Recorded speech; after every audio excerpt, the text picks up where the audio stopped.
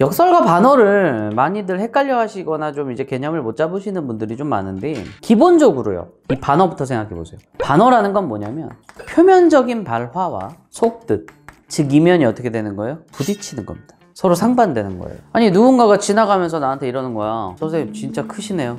아니잖아. 반대로 얘기하는 거잖아, 그지? 그런 건 반어라고 볼 수 있죠. 표면적인 발화와 그 속뜻이 서로 상반된 것. 근데 반어를 좀 더 파고들면요, 두 가지로 나눌 수가 있어요. 첫 번째는 뭐냐면 상황, 두 번째는 태도, 의도. 반어가 두 가지가 있을 수가 있어요. 방금 얘기했던 선생님 진짜 크시네요 라는 거, 그런 것들은 뭐예요? 상황이죠, 상황. 상황적인 반어에 해당해요. 근데 그런 거 말고 요런 태도의 반어가 있을 수도 있어요. 춘향전 알아요? 그 변사또 변태 사이코 또라이 새끼 그거 수청 들어라고 하니까 이제 춘향이가 버킹 때려가지고 막 이렇게 매질하다가 이몽룡 와가지고 싹쓸이 해결하고, 근데 이몽룡이 또 시험하잖아, 테스트하잖아. 부채로 딱 가리고 춘향이 너 내 수청도 거절할 거냐 뭐 이렇게. 그때 춘향이가 뭐라 그래요? 진짜 오는 족족 개개의 명판관이구나. 그럼 진짜 명판관이란 얘기예요? 오는 족족 개새끼란 얘기죠. 그러니까 거꾸로 얘기한 거예요. 의도의 반어죠. 그죠? 그러니까 이 반어는 상황적 반어가 있고 태도의 반어가 있는데, 문제는 뭐냐면 이건 쉬워. 선생님이 키가 작은데 와가지고 선생님 진짜 크네요. 이건 누가 봐도 반어야. 여기 어려워요. 어떤 시를 한 편 여러분이 접했다고 생각해보세요. 시를 한 편 접했는데 스토리 스타트가 이거야. 천황폐하 만세. 일본은 영혼어리. 근데 밑에 안중근 씀. 그럼 비꼬는 거잖아. 만세가 아니잖아. 그죠? fucking이고. 근데 여러분이 밑에 안중근 씀이라는 걸 보기 전까지는 저게 진짜 반어인지 혹은 진짜 친일하는 새끼가 쓴 건지, 물론 작가의 의도는 반어일 수가 있어요. 근데 내 말은 그걸 판정하기 어려울 수 있다고. 여러분이 텍스트 자체만 읽고 이게 반어 의도가 있는지 없는지 판단하기 어려울 수가 있어요. 그 평가원이 여태까지 그래서 이거를 어떤 문제 정답으로 밀어놓은 적은 거의 없어요. 이 상황 반어 말고, 상황 반어는 정답으로 밀어붙인 적이 있는데 요 새끼는 거의 안 그렇다고. 왜냐면 네가 반어 안 한다 이럴 수가 있으니까. 무슨 소리인지 알겠어요? 그러니까 이건 어떻게 간다? 후순위. 잠깐만, 후순위 언제 했었어? 대화체.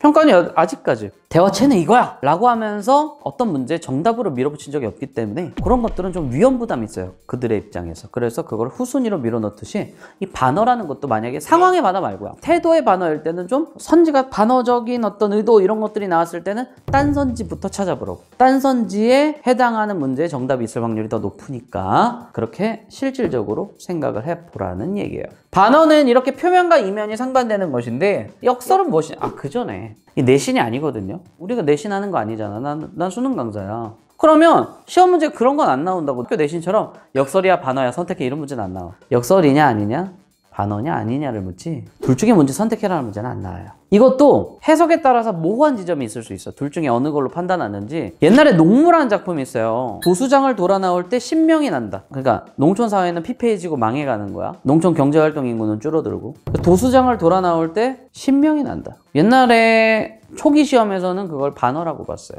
신명이 날 리가 없잖아. 근데 그 다음 시험에서는 2010년대 수능에서는 역설로 냈어. 둘 다 맞다고. 그러니까 반어로도 오케이, 역설로도 오케이. 한 번씩 주고받았다고. 왜? 역설은 왜 돼? 아니 네가 까였어. 어떤 여자한테 고백했는데 까였다고. 그럼 비참하잖아. 그래서 클럽에 가서 신나게 놀았어. 신명은 나잖아. 그러면 신명이 날 상황이 아닌데 신명이 나면 그건 역설적일 수도 있다고. 그러니까 역설은 결국 뭐냐면 일단 기본적으로 이렇게 표면과 표면이 붙는 건데 말 그대로 비상식적으로 붙는 거예요. 방금 얘기했던 신명이 안 나야 될 상황에서 신명이 나는 그런 비상식적인 상황을 역설적이라고도 얘기하는 것이고, 우리 대표적인 예로 뭘 알아요? 소리 없는 아우성 어디선가 들어봤죠? 그거 깃발이라는 작품이에요. 그죠? 저 푸른 해원을 향해 펄럭펄럭거리는 노스텔지아 손수건 이런 얘기하면서 소리 없는 아우성이라는 어떤 예시가 나왔었어요. 왜 이게 역설이에요? 소리가 없다라는 것과 아우성이라는 게 뭐예요? 소리가 없다라는 표면과. 아우성은 시끄러운 거잖아. 소리가 막 시끄러운 게 어떻게 돼요? 부딪히잖아요. 충돌한다고. 근데 여기서 하나 더 가는 게 뭐냐면 심층적 의미를 드러낼 수가 있어. 소리 없는 아우성이라는 건 그냥 그걸로 끝나는 게 아니라 역설이다 짝짝짝 이게 아니라 이게 의미적으로 연결이 돼야 돼. 미닝적으로 연결이 돼야 된다고요. 무슨 소리야? 소리 없다라는 건 현실이죠. 소리를 못 내. 깃발이 무슨 소리를 내, 기가. 근데 아우성은 뭐야? 지향의 태도야.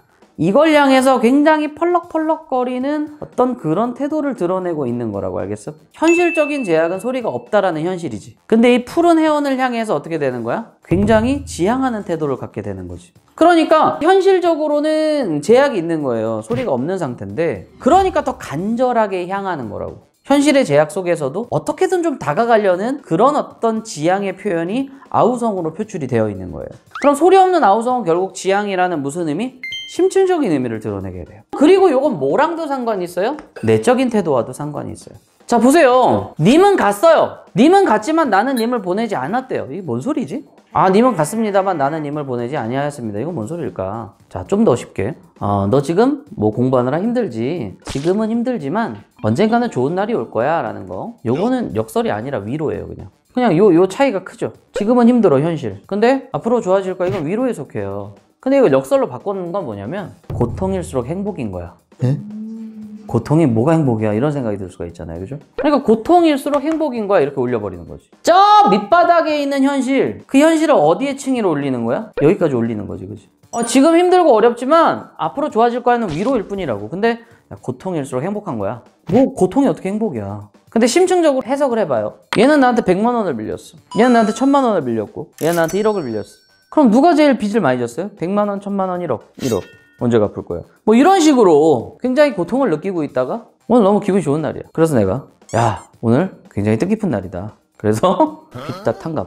100만 원 해결, 1000만 원 해결, 1억 해결. 그럼 누가 제일 행복해요? 제가 제일 고통스러웠잖아. 제일 고통스러운 애가 제일 행복하네. 굴곡이 클수록 그게 회복되었을 때의 기쁨은 더 클 수가 있다고요. 그럼 보세요. 님은 갔습니다. 현실이죠. 난 님을 아직도 좋아해. 갔지만 나는 안 보냈어. 이러면서 이걸 여기까지 끌어올리는 태도예요. 님은 갔습니다. 근데 나는 님을 보내지 아니하였습니다는 건 뭐예요? 내 내적으로, 내 마음속에 님은 영원할 것입니다. 이런 어떤 정신적인 극복의 태도를 드러내는 거라고요. 그러니까 다 그런 건 아닌데 역설은 그렇게 심층적인 의미도 더할 수 있고 내적인 태도와도 연결될 수가 있다고요. 알겠어요?